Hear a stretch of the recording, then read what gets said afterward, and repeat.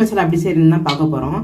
அதுக்கு ஒரு வெங்காயம், ஒரு தக்காளி, கேப்சிகம் ஒன்று, கொத்தமல்லி கொஞ்சம், பச்சை பட்டாணி கொஞ்சம், ஆள் எடுத்திருக்கேன். அது இல்லாமல் சோம்பு, மஞ்சள்தூள் தேவைப்படும்.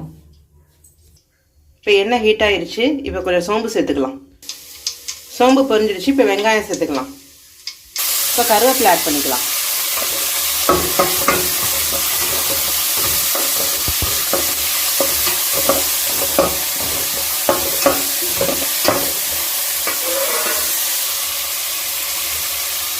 இப்போ மீதி ஐட்டம்ஸ் ஆட் பண்ணிக்கலாம்.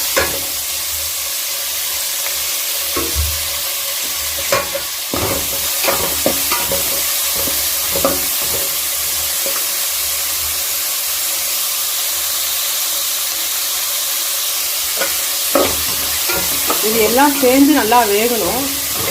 அப்புறமேட்டு தான் நம்ம பச்சை